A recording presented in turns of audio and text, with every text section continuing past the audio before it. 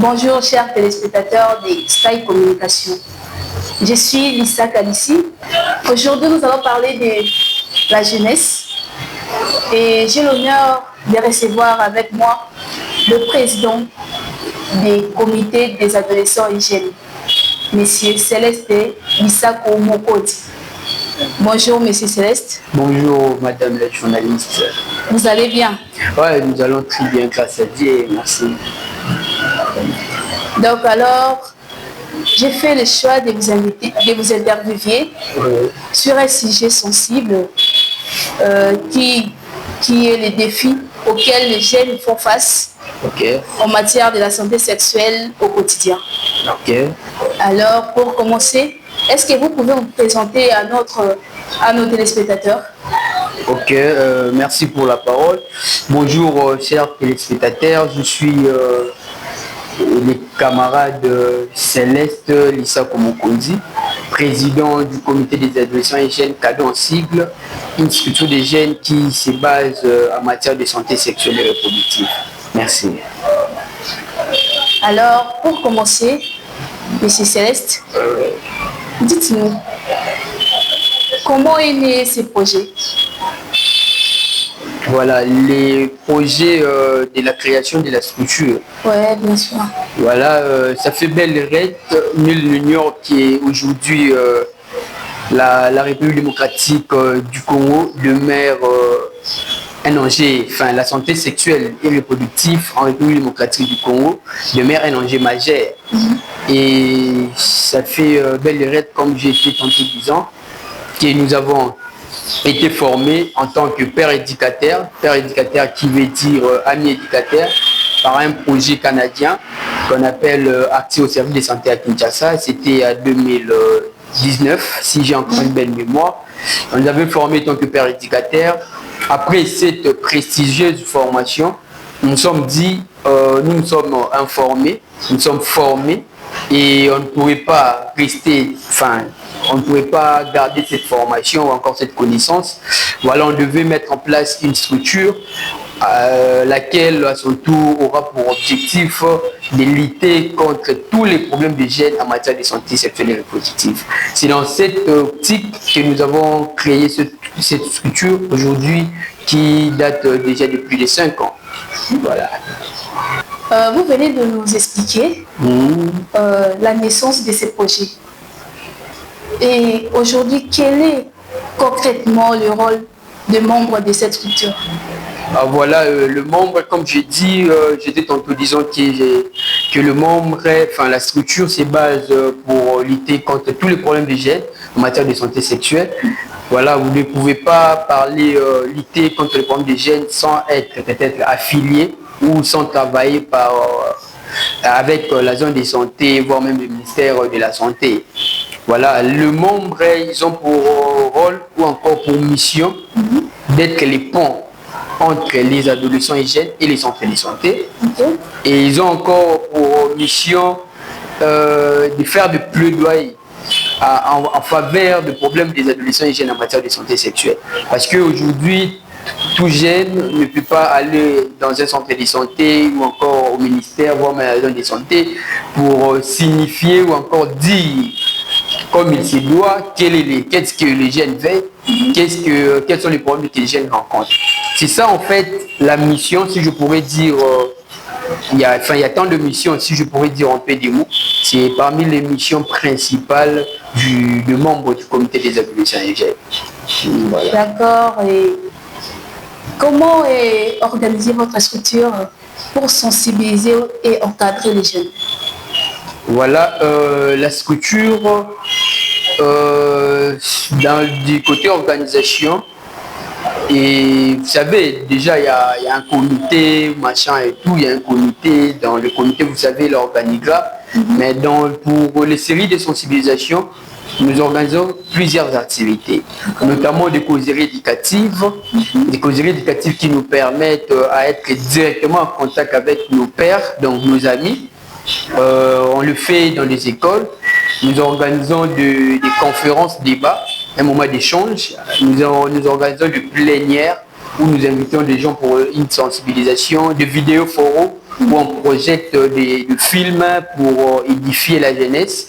Nonobstant ça, nous organisons encore des marches de santé, tout ce qui va avec, tout ce que la jeunesse aime en fait, pourvu que l'objectif soit atteint en fait.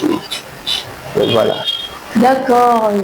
Nous parlons des défis auxquels les jeunes font face en matière de la santé sexuelle au quotidien.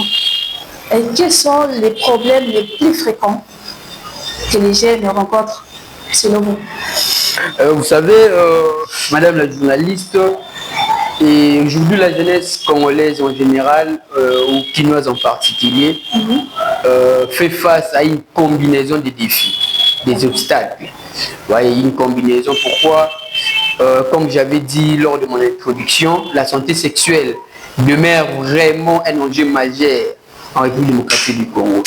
Mais dit les problèmes ou encore les obstacles les plus fréquents que nous pouvons souligner en matière de santé sexuelle, nous avons les grossesses précoces et non désirées. Et pourquoi? Parce que vous allez remarquer avec moi que l'âge peut-être l'âge médian, si je pourrais dire, où la jeunesse est victime des rapports ou encore des grossesses ici à Kinshasa, c'est 16 ans. Oui, c'est 16 ans. À part les grossesses précoces, nous avons les avortements provoqués. Oui, il y a les avortements provoqués et non désirés. Les taux d'avortement aujourd'hui à Kinshasa, bon, je ne pourrais pas l'estimer parce que ça fait que ça croît au jour le jour. Ce sont les difficultés que les jeunes font face. Nonobstant les avortements provoqués, nous avons les infections sexuellement transmissibles, ce qu'on appelle communément les IST. Les jeunes sont victimes des infections. D'ailleurs, c'est ce qui pousse d'ailleurs leur discrimination au sein de la société. Nous avons les virus immunodéficience humaine et les syndromes immunodéficience acquise, comme on appelle communément VIH et SIDA. La jeunesse aujourd'hui en matière de santé sexuelle est victime de ces virus et aussi de cette infection. Voyez. Nonobstant ça, il y a encore ce qu'on appelle les pratiques traditionnelles néfastes. Il y a dans les pratiques traditionnelles néfastes, nous voyons, il y a le mariage forcé, voyez, les mariages précoces, la maternité précoce, tout ça. Il y a encore les violences sexuelles et les violences basées sur les genres, qu'on appelle VS et VBG. Aujourd'hui, il n'y a pas les respects, enfin, il n'y a pas les respects, l'égalité des genres, machin et tout. Voilà. Nonobstant ça, selon l'Organisation mondiale de la santé, on nous cite ces 6 problèmes majeurs que la jeunesse fait face. Ce que nous pouvons encore ajouter, c'est l'accès en fait limité aux services de santé. Là, on parle de la sexualité au service de santé sexuelle. Aujourd'hui, le jeune ou encore les adolescents ne savent pas où aller au cas où peut-être il est victime d'un problème ou encore il est buté d'une infection, il ne sait pas où se rendre. Il y a vraiment l'accès est limité pour les jeunes. Et plutôt s'il y avait plutôt peut-être une clinique pour les jeunes, où chaque jeune sait au moins il y a un espace, au cas où j'ai séjourné peut-être mes difficultés, je pourrais me rendre là-bas pour donner en fait ou encore exposer mes besoins. C'est ce qui fait à ce que cet accès limité, vous voyez, c'est pourquoi peut-être que les centres sont éloignés, sont peut-être coûteuses, vous voyez. Et puis enfin, ce que je pourrais citer ou encore citer avec des difficultés ou encore obstacles, nous avons ce qu'on appelle le manque d'une éducation sexuelle adaptée. La jeunesse aujourd'hui n'a pas une bonne éducation sexuelle adaptée et ici la sexualité en RDC, dans nos familles, dans nos écoles, la sexualité est considérée comme un sujet tabou. Et pourtant, c'est pas ça, c'est un droit fondamental. Chaque jeune, chaque adolescent a droit à être bien éduqué sexuellement. Voyez, c'est ça en fait, en peu de mots, ce sont en fait les difficultés que les jeunes rencontrent. Alors, vous venez de suivre comment le président Dicado vient de nous expliquer clairement les défis les difficultés que font face les jeunes en matière de santé sexuelle. Alors, Président, vous avez dit, vous nous avez parlé ici que vous organisez des conférences, des marches de santé. Et quelle a été la récente activité que vous avez organisée? Ok, la récente activité, c'était l'année passée. Okay. C'était question nous avons fait un film ce film en question qui n'est pas encore officiellement sorti. On avait déjà appelé la jeunesse pour projeter, voilà et tout. L'idée était de montrer suffisamment, ou encore en quelques lignes, quelles sont les difficultés que les jeunes font face au niveau peut-être de l'école, au niveau de nos familles, au niveau de l'église, au niveau de la société en général. Parce qu'aujourd'hui, il y a des normes culturelles, voire même religieuses, qui interdisent les débats ouverts de la sexualité. C'est pour ça que nous avons voulu au moins faire ces films pour montrer à la jeunesse comment ils peuvent se comporter, quelles sont les attitudes à adopter pour un comportement sain et responsable, pour ne pas être victime de tous ces problèmes. Voilà, c'était depuis l'année parce que le film est enfin, excusez-moi, c'est un lapsus, le film est en train de tourner. Et je pense pour cette année, d'habitude, ceux qui maîtrisent bien les comités des adolescents et jeunes, nous commençons l'activité pour chaque année au mois de mars, précisément à la fin. Okay. Je pense que la semaine prochaine, nous aurons une autre activité pour lancer l'année 2026. Ok. Alors, en tant que président, quelles sont les difficultés que vous rencontrez à la sensibilisation des jeunes? Ok. Vous savez, avec cette liste, il y a une marmaille de difficultés. Une marmaille de difficultés, c'est que nous pouvons résumer, c'est qu'on pourrait dire encore des difficultés, pour ne pas dire prioritaires, des difficultés essentielles qu'il faudrait relever. Il y a d'abord la désinformation. Vous voyez, aujourd'hui, la jeunesse n'est pas bien informée. Pourquoi? Parce que lorsque vous abordez le jeune ou encore la jeunesse, à un certain niveau, vous constatez qu'il est de l'autre côté. Vous comprenez en fait? La jeunesse, les jeunes ne savent pas, si on parle peut-être de santé sexuelle, c'est quoi? Les jeunes sont peut-être basés du côté de l'argent pour venir à la sensibilisation, sauf ceux qui étaient peut-être ceux qui peut-être savent la structure avant, qui viennent gratuitement, mais il y a d'autres personnes, ce sont les difficultés que nous rencontrons lors des sensibilisations. Mais aussi, d'autres personnes nous traitent des impolis, comprenez un peu. Et pourtant, ils ne savent pas que c'est très crucial et d'être peut-être d'être informé et puis avoir toutes ces informations. Nonobstant ça, il y a le manque d'appui institutionnel. Nous faisons des sensibilisations avec le moyen de bord. Si peut-être l'État congolais ou encore le ministère de la Santé, voire même les gouvernements prenaient en considération cette liste, vous allez voir que nous allons peut-être bouger le pays, la ville, et les taux de grossesse, les taux des avortements et les taux de violence, des infections vont peut-être baisser. Ouais, c'est en fait ça. Ok, comme votre structure est basée vraiment sur la matière sexuelle, sur la santé sexuelle, est-ce que vous travaillez en collaboration avec des centres de santé, avec des ONG ou bien des autorités locales? Bah oui, hein, nous travaillons avec comme la commune pilote de la structure est Kasavubu. Okay. Et les cadeaux à Kasavubu est une structure affiliée à la zone de santé de Kasavubu. Vous voyez, c'est la zone de santé qui est comme l'entité décentralisée du ministère de la Santé, c'est la provinciale de la Santé. Voilà, nous travaillons avec la zone de santé, mais aussi, comme j'avais dit à l'introduction, la structure a commencé par l'appui du projet ASC, l'accès des services de santé à Kinshasa.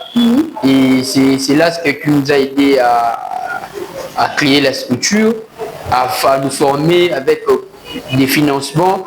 Et malgré qu'à un certain niveau, il y avait plus, les projets n'étaient plus là, je pense que c'est avec ça, c'est la seule entreprise, pour ne pas dire la seule organisation officiellement qu'on a travaillé, que le cadeau a travaillé avec eux.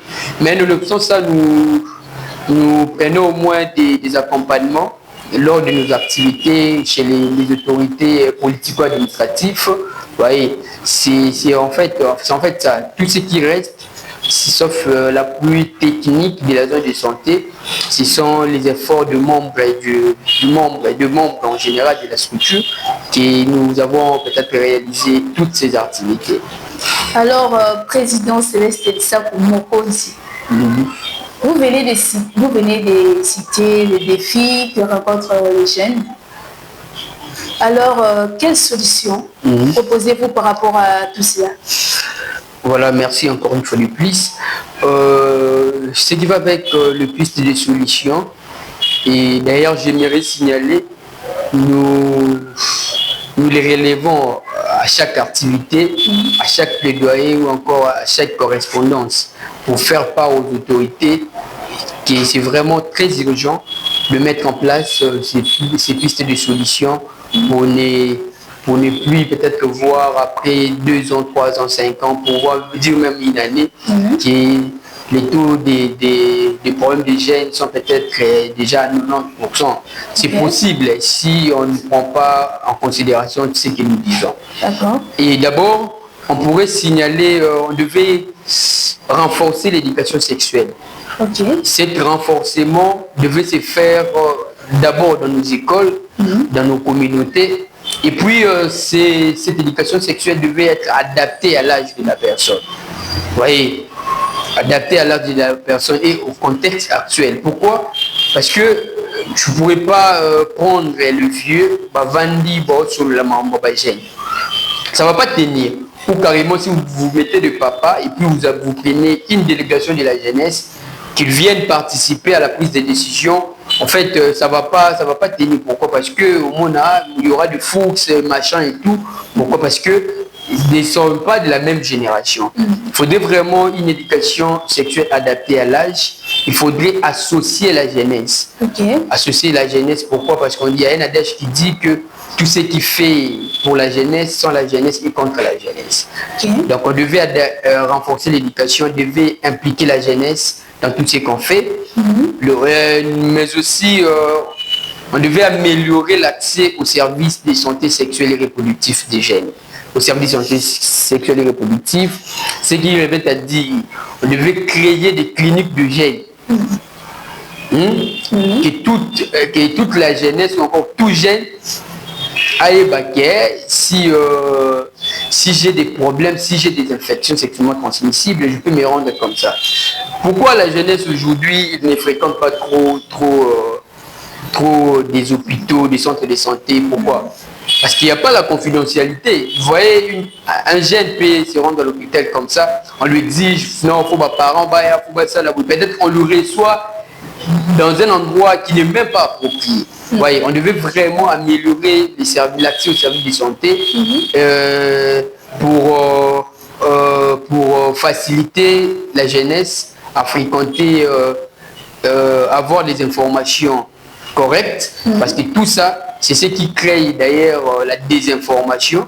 Les jeunes prennent des informations dans des réseaux sociaux par ses amis, et c'est devenu comme le mythe en fait, comme une mythe. Voyez. Donc c'est en fait ça. Nonobstant l'amélioration de l'accès des services de santé, nous pouvons encore parler on devait faire des plaidoyers politiques pour intégrer en fait les droits sexuels et reproductifs dans les politiques publiques. Donc l'intégration des droits sexuels et reproductifs. Les fonctions publiques ou encore dans la politique publique, excusez-moi, dans la politique publique, on devait savoir que les droits sexuels n'est pas un privilège. c'est pas un privilège qu'on donne à la jeunesse, c'est un droit fondamental. Vous voyez, c'est un droit fondamental. Tout jeune a le droit d'être bien éduqué sexuellement. Comme on est bien éduqué financièrement, je ne sais pas moi, comme on est bien éduqué, si tu te réveilles, il faut dire bonjour, il faut respecter les aînés. Tout jeune a aussi le droit d'être bien éduqué sexuellement. Et puis, à la fin, comme ce que je pourrais résumer comme piste de solution, c'est faire une mobilisation. Je parle d'une forte mobilisation de pairs. De pairs, ici, je fais référence aux amis, P-A-I-R. On devait faire une forte mobilisation de pairs, des amis et des associations pour briser les tabous. Vous voyez, et sensibiliser les jeunes. Il faudrait dire aux jeunes, être bien informé sexuellement n'est pas un tabou. Comprenez? Ouais. Chaque jeune a le droit de savoir, surtout les jeunes dames. Chaque jeune fille doit savoir comment calculer ses cycles menstruels, doit savoir, il faut faire ça, il faut faire ça, il faut faire ça, il faut faire ça, tout ça. C'est pas un tabou. On devait sensibiliser les jeunes et les associations à lutter contre ça, mais aussi faire un programme excusez-moi, ciblé pour les filles, afin de réduire le mariage précoce et les grossesses non désirées. Voyez, les jeunes ne savent pas. Vous voyez, la jeunesse aujourd'hui, dernièrement j'étais à l'hôpital mère et enfant de Boubou. J'étais à la maternité, je suis entré. Je vis la majorité des gens des filles qui sont là, pour ne pas dire de femmes, des filles qui sont là, ce sont des filles de moins de 18 ans, 16 ans, 14 ans, voire même de 13 ans. J'ai demandé à l'autre fille pourquoi tu es arrivé jusqu'à ce niveau. Oh non, moi je ne savais pas, si peut-être je fais les rapports, je vais avoir la grossesse. Je ne savais pas aussi que si je fais 2 ou 3 mois sans avoir mes règles, ça veut dire que si ce n'est pas les infections, c'est peut-être que je suis enceinte. Tout ça, c'est la désinformation. Déjà, dans la politique publique, on devait mettre en place des programmes surtout ciblés pour les filles, parce que dans ces domaines de matière, dans ces domaines de santé sexuelle, ce sont beaucoup plus de filles qui sont des victimes. On devait mettre un programme parallèle pour sensibiliser les filles, pour réduire les mariages précoces et les grossesses précoces et non désirées. Voilà. Ok, président du cadeau. Oui, madame la communicatrice. Quels sont les programmes ou bien qu'est-ce que vous prévoyez cette année? Voilà, le programme. Déjà, il faudrait signaler que le cadeau met en place chaque année un plan d'action annuel. Ce plan d'action donne en fait donne les squelettes de l'activité, de ce qui prévoit, quelle est la vision en fait de la structure au courant de l'année. Et ce plan d'action aussi est en place. Mais ce qui est important, nos activités collaborent encore, va de pair avec aux réalités actuelles. Comprenez? Va de pair avec les réalités actuelles. Ce que nous avons prévu pour cette année, il y a des sensibilisations. Nous avons prévu des sensibilisations, des ateliers d'échange, des conférences, débats, des tournées dans les écoles. Et puis, le lancement officiel de notre film qui est intitulé « À la croisée des chemins ». Nous allons le lancer cette année au centre culturel. Mais déjà, la première activité, pour ce qui est déjà confirmé, ce serait le mardi prochain, pour l'ouverture des activités pour l'année 2026. Nous avons prévu une plénière ou encore une sensibilisation au sein de l'hôpital, mère et enfant de Boubou, précisément à la maternité, sous le thème être une adolescente mère, droit, santé et avenir.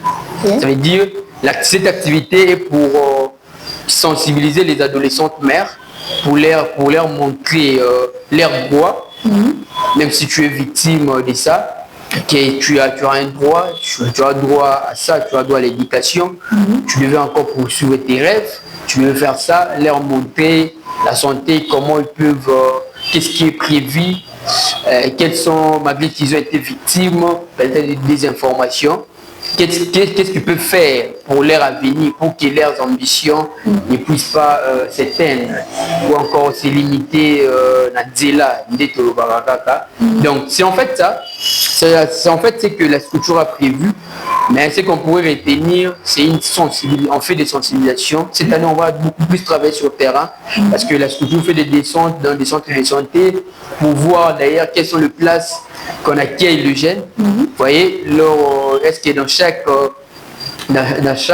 centre de santé ou encore dans chaque hôpital, est-ce qu'il y a un service adapté aux adolescents jeunes en matière de santé sexuelle? Donc, en peu de mots ou encore d'une manière laconique, c'est ce que la structure a prévu pour cette année.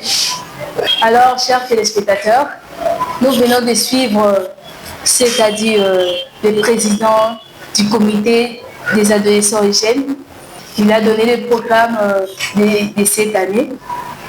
Et maintenant, monsieur le président, quel message adressez-vous aux jeunes adolescents, du cadeau et à tous les jeunes? Madame la communicatrice, en peu de mots, la morale qui est la jeunesse a le devoir d'être protégée comme il se doit. La jeunesse a le devoir d'être bien éduquée parce que Nelson Mandela dit l'arme la plus puissante, l'arme la plus puissante pour sauver le monde est l'éducation. Si l'éducation n'est pas, si la jeunesse qui est considérée comme l'avenir ou encore le présent d'aujourd'hui n'est pas bien éduquée, bah, on n'aura pas une jeunesse responsable, une nation très développée. Et mais aussi, la jeunesse doit être bien accompagnée. Et surtout, cet accompagnement devait être dans la matière de santé sexuelle et reproductive. Car la santé sexuelle et reproductive conditionne l'avenir collectif. Et protéger la santé sexuelle et reproductive, c'est protéger l'avenir de toute une nation. Merci beaucoup. Merci beaucoup, M. Céleste Elisako, de m'avoir accordé cette interview. Merci beaucoup. Et merci à nos téléspectateurs, vous étiez nombreux de nous suivre. Merci à l'équipe technique de Sky Communication, sous la direction de PDG Caleb Aoudou. Nous vous disons au revoir et à très bientôt. Ciao, ciao.